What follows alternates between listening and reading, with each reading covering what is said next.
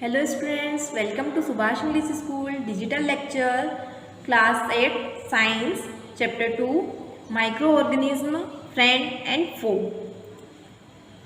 You have seen the several kinds of plant and animal. However, there are other living organisms around us which we normally cannot see. These are called microorganisms or microbes.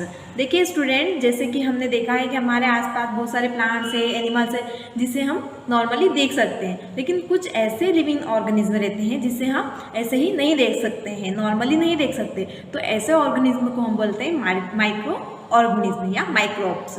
For example, you might have observed that during the rainy season, moist bread gets spoiled and surface get covered with greenish. आपने देखा होगा जब rainy season में bread एकदम क्या हो जाती है, मॉइस्ट हो जाती है, और उसमें अगर मॉइस्चर लग जाता है तो थोड़े टाइम बाद क्या होता है, वो स्पॉइल हो जाती है, खराब हो जाती है, उसमें ग्रीनिश कलर का या वाइट पैचेस पड़ जाते हैं। Observe these patches through the magnifying glasses. You will see the teeny black rounded structure. और जब हम इसे मैग्नीफाइंग ग्लासेस से देखते हैं तो इसमें ब्लैक राउंड कलर के स्ट्रक्चर आपको देखने को मिलेंगे जो कि बहुत छोटे होते हैं। Do you know what this structure are and where do this come from? क्या आप जानते हैं कि ये स्ट्रक्चर कैसे बनते हैं और ये कहाँ से आए हैं? तो इस चैप्टर में हम माइक्रो ऑर्गेनिज्म के बारे में पढ़ेंगे जो कि हमारे फ्रेंड भी होते हैं और फो भी होते हैं। फ्रेंड मतलब हमारे दोस्त भी हैं और दुश्मन भी है। माइक्रो ऑर्गेनिज्म मतलब इसके टू वर्ड से मिला है, माइक्रो एंड ऑर्गेनिज्म। माइक्रो का मतलब क्या होता है, एकदम टीनी स्मॉल लिविंग ऑर्गेनिज्म, और ऑर्गेनिज्म में मतलब क्या होता है, जो लिविंग चीज़ें हैं जो ब्रीथ करती है। माइक्रो मतलब सबसे छोटा पार्टिकल्स होता है और ऑर्गेनिज्म मतलब जो भी लिविंग चीज़ें हैं, दोनों को मिलकर बना है माइक्रो ऑर्गेनिज्म, जो हम अननेक्ड आई से देख सकते, मतलब खुली आंखों से नहीं देख सकते हैं, बहुत ही ज़्यादा छोटे पार्टिकल्स रहते हैं, वो माइक्रो ऑर्गेनिज्म की कैटेगरी में आते हैं। These microorganisms or microbes are the small in size and they cannot be seen with the unnamed eyes. ऐसे माइक्रोऑर्गेनिज्म वो होते हैं, बहुत ही ज़्यादा छोटे होते हैं और उनको हम खुली आंखों से नहीं देख सकते हैं। Some of this such as fungus that grow on bread. Fungus को आप जैसे देख सकते हैं जो ब्रेड के ऊपर ग्रीनिश कलर के आ जाते हैं। Can be see with the magnifying glass, और इसे हम कैसे देख सकते हैं, मैग्नीफाइंग ग्लासेस से हम देख सकते हैं। Other can not be see without the help of microbes, और माइक्रोब्स की हेल्प से देख सकते हैं। That is why this are called the micro organism और माइक्रोब, इसलिए इसे हम क्या कहते हैं, माइक्रो ऑर्गेनिज्म या microbe. Micro organism are classified into 4 major group. इनके 4 मेजर ग्रुप्स बताए गए हैं। These groups are bacteria, fungi, protozoa and some algae. कुछ इसमें बैक्टीरिया होते हैं, कुछ फंगी होते हैं, कुछ प्रोटोजोआ होते हैं और कुछ एल्गी होती है। Some of this common micro organism are show in the figure. हम पीछे फिगर में इनके बारे में और पढ़ेंगे। नेक्स्ट, वायरसेस क्या होते हैं, are also the microscopic but are the different from the other micro organism. Viruses भी माइक्रो ऑर्गेनिज्म से कुछ अलग होते हैं। They however reproduce only inside the cell of the host organism. ये सेल के अंदर मौजूद होते हैं जो होस्ट का काम करते हैं। विच में बी अ बैक्टीरियम, प्लांट और एनिमल। ये प्लांट में भी होते हैं और एनिमल्स में भी होती है। Some of viruses are show figure 2.5 के फिगर में हम आगे देखेंगे। Common ailment like cold, influenza, flu and the most cough and caused by the virus. आपने इनके बारे में सुना होगा, जो कॉमन कोल्ड वगैरह होता है ये वायरसेस के थ्रू होता है। सीरियस डिसीजेज जैसे पोलियो, चिकन पॉक्स, ये भी वायरसेस के थ्रू होती है। और भी अलग डिसीजेज हम देखें, डिसेंट्री, मलेरिया, ये प्रोटोजोआ के हेल्प से होती है ये। Whereas typhoid and tuberculosis are the bacteria disease, और ये जो डिसीज रहती है ये बैक्टीरिया के थ्रू होती है। जिसे यहाँ पे फिगर में हम देख सकते हैं, ये कुछ बैक्टीरियाज बता रखे हैं, कुछ यहाँ एल्गीज के फोटोज बता रखे हैं। ये एल्गी है, इस टाइप के प्रोटोजोआ रहते हैं, अमीबा वगैरह का है ना, एंड फंगी है, इस टाइप के फंगीज रहते हैं। तो ये एक एग्जाम्पल्स है। नेक्स्ट पिक्चर है आपका वायरस का, तो ये आपका वायरस का डायग्राम है। Next, where do micro organism live? Micro organism रहते कहाँ हैं? माइक्रो ऑर्गेनिज्म में भी सिंगल सेल लाइक बैक्टीरिया। जो माइक्रो ऑर्गेनिज्म रहते हैं वो सिंगल सेल रहते हैं, जैसे कि bacteria, some algae and protozoa. और मल्टी सेल्यूलर सच एज में द एल्गी एंड फंगी, और कुछ मल्टी सेल्यूलर भी रहते हैं जैसे कि algae and fungi. They live in the all type of environment, सारे टाइप के इन्वायरमेंट में रह सकते हैं। रेनी from ice cold climate, hot spring and desert to marshy lands. They are also found inside the body of animal including humans. ये जो animals और ह्यूमन की बॉडी में पाए जाते हैं अंदर। Some micro organism grow on the other organism while other exist freely. कुछ है अपने आप ग्रो हो जाते हैं किसी की दूसरे के हेल्प से, और कुछ एग्जिटली फ्री ग्रो होते हैं। नेक्स्ट है micro organism and us. Micro organism और अपने बारे में।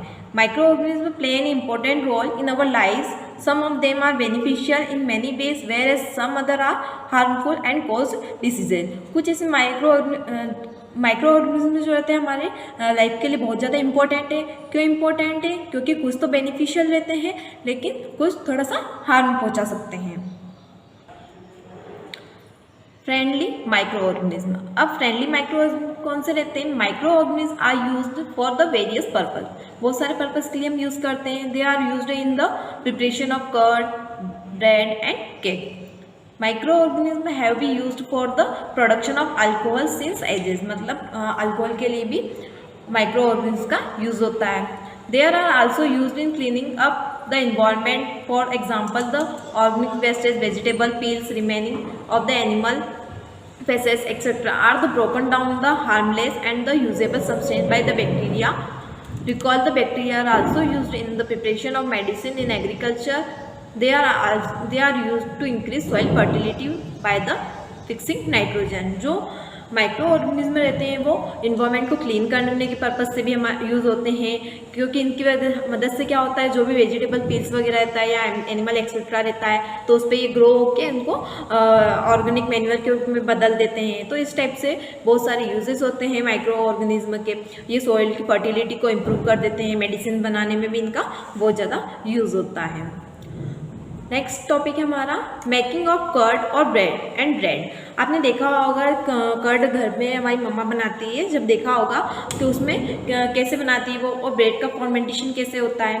तो curd contain several micro organism of this the bacterium lactobacillus promotes the formation of curd. Curd बनाने के लिए जो माइक्रो ऑर्गेनिज्म रहता है उसका नाम है लैक्टोबैसियस, जो क्या करना कर्ड की फॉर्मेंटेशन को इम्प्रूव करता है। It multiplies in the milk, ये मिल्क के अंदर मल्टीपल्स होते रहते हैं and convert it into the curd, और पूरे मिल्क को कर्ड में कन्वर्ट कर देते हैं। Bacteria are also involve in the making of cheese, और भी जो बैक्टीरिया रहते हैं वो चीज़ बनने में, पिकल्स में और अदर फूड आइटम बनने में हेल्प करते हैं। एंड इम्पॉर्टेंट इंग्रेडिएंट ऑफ रवा, इडली और भटूराज इन कर्ड। आपने देखा होगा जब रवा इडली भटूरा से बनाते हैं तो इसमें कर्ड का यूज़ होता है। ये एक्टिविटी 2.3 में बता रखा है, यहाँ मिक्सचर दे रखा है मैदा और इसमें ईस्ट पाउडर ऐड कर रखा है। तो जब हम उसको ऐड करते हैं ईस्ट पाउडर को मैदे में तो वो थोड़ा सा फूल जाता है। तो ये आप देख सकते हैं फिगर में, ये राइस्ड मैदा है, फूल के वो फर्मेंटेशन होके इस टाइप का हो जाता है। Is reproduce rapidly in the production of carbon dioxide during the respiration bubbles of the gas fill in the dough increase the volume. जो इसमें कार्बन डाइऑक्साइड की रेस्पिरेशन जब होते हैं तो बबल्स होते हैं और उसमें गैस फिल हो जाती है, और जिससे ये डो जो रहता है, इसका जो आटा रहता है वो ऐसा फूला फूला नजर आता है। This is the basic use of yeast in baking industry, making breads, pastries and cake. Cake बनाने में, ब्रेड बनाने में इनका प्रयोग होता है। Commercial use of micro. अब कमर्शियल यूज पे कैसे यूज होता है?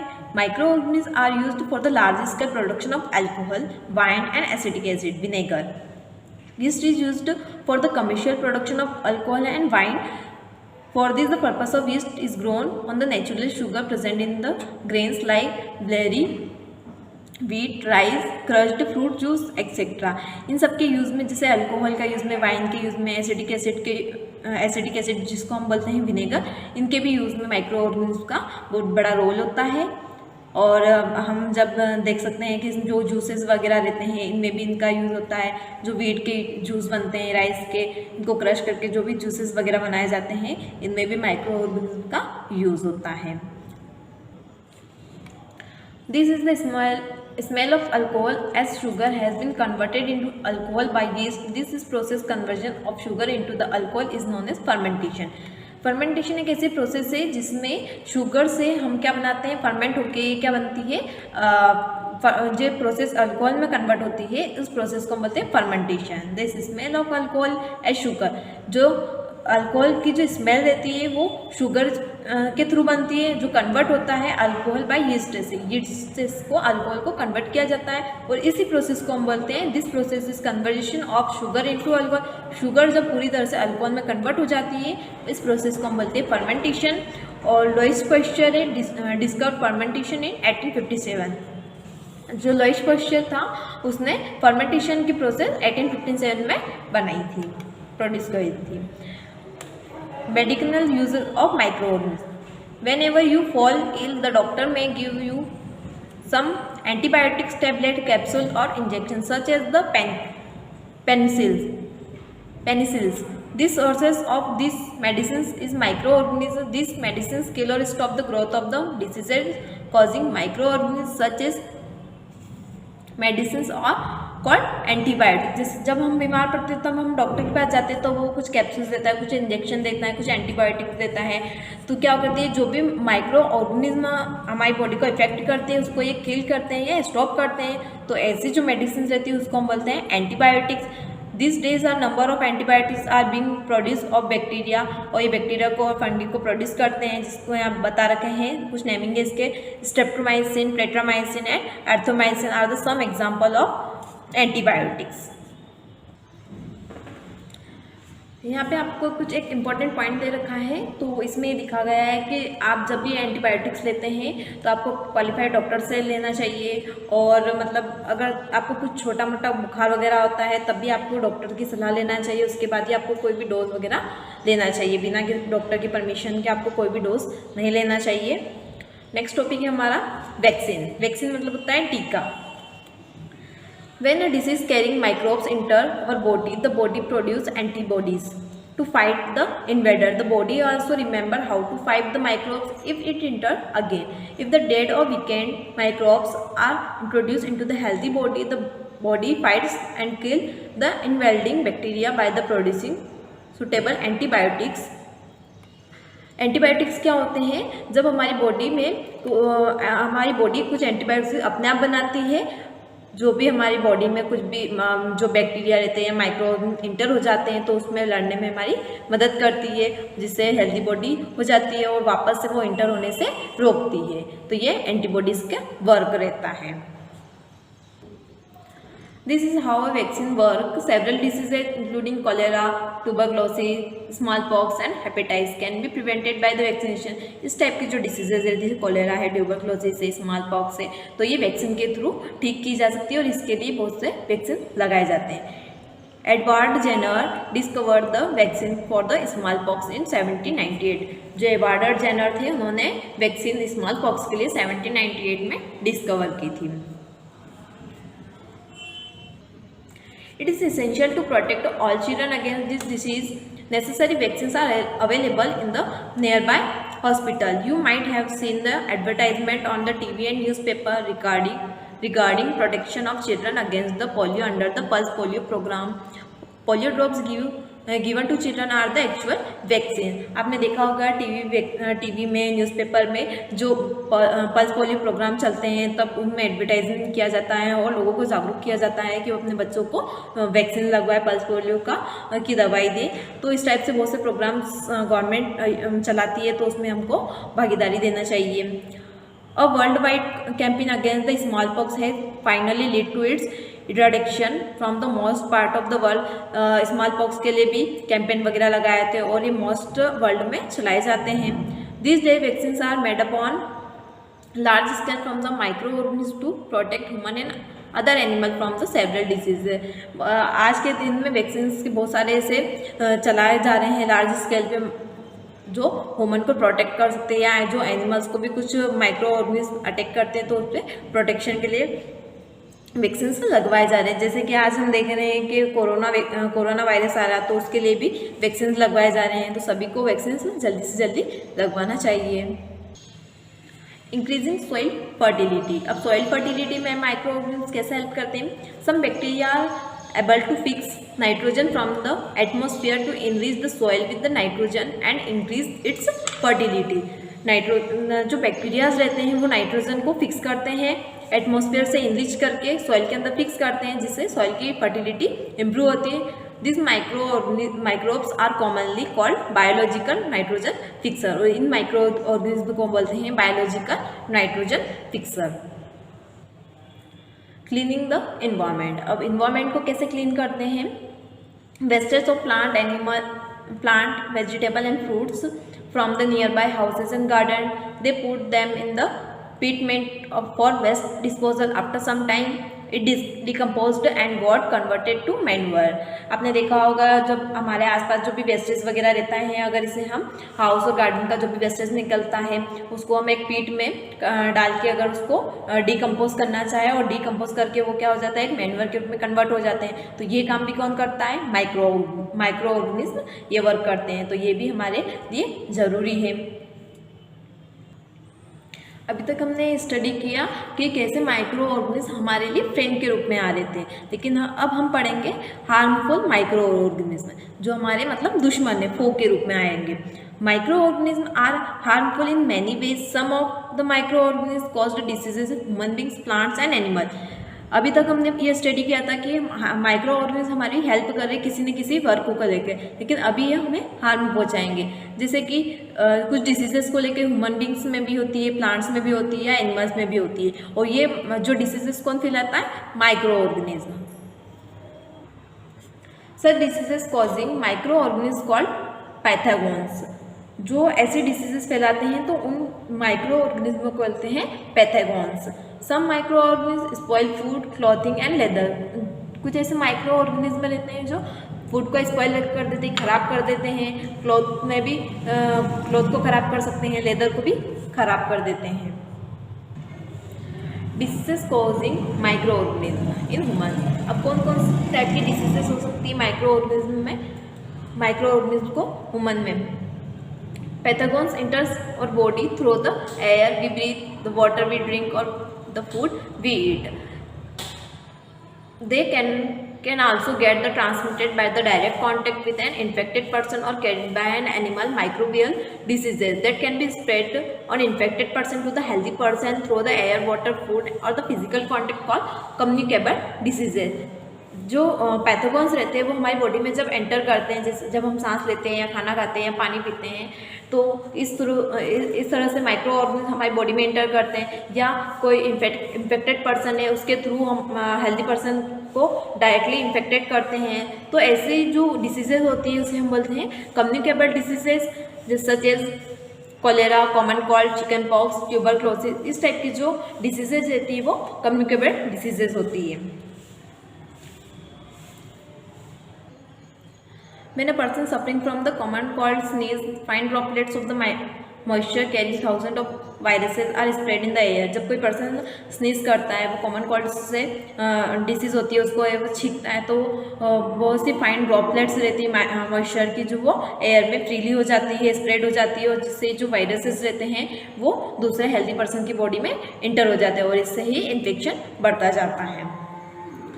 They are the some insect and animals which act as the carriers of diseases causing microbes. कुछ ऐसे एनिमल्स, इंसेक्ट रहते हैं जो एक डिसीजेस को इधर से उधर ट्रांसमिट करने का वर्क करते हैं, जिसे हम बोलते हैं कैरियर्स। हाउस फ्लाई है one of the such carrier. The flies sit on the garbage, animal excreta pathogen to their bodies. जो हाउस फ्लाइज रहती है वो गार्बेज वगैरह पे जाके बैठती है, फिर वो अनकवर्ड फूड पे जाके बैठती है, और वही फूड हम जब खाते हैं तब हम ज़्यादा सिक हो जाते हैं, और इससे जो डिसीजेज होती है वो फैल जाती है हमारी बॉडी में। तो हमें अवॉइड करना चाहिए अनकवर्ड फूड को लेने से। And another example of carrier is the female anopheles mosquito which carries the parasite of malaria. Female aedes mosquito act as the carrier of dengue and viruses. जो female anopheles mosquito रहता है वही हमें काटता है, और ये एक डेंगू और डेंगू वायरस का बहुत बड़ा एग्जाम्पल है, और इससे ही डेंगू फैलता है।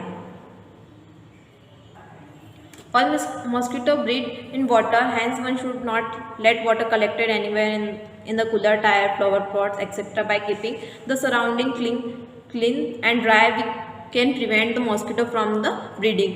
हमें क्या करना, जो मॉस्किटो रहते हैं वो वाटर में ब्रीड करते हैं, इसलिए हमें वाटर को कहीं पे भी कलेक्ट नहीं होना देना चाहिए, कूलर में, टायर में, फ्लावर पॉट में नहीं होना चाहिए। सब दूर क्लीनिंग रखना चाहिए, हमारे आसपास साफ सफाई रखना चाहिए और सूखा रखना चाहिए, जिससे मॉस्किटो की ब्रीड ना हो।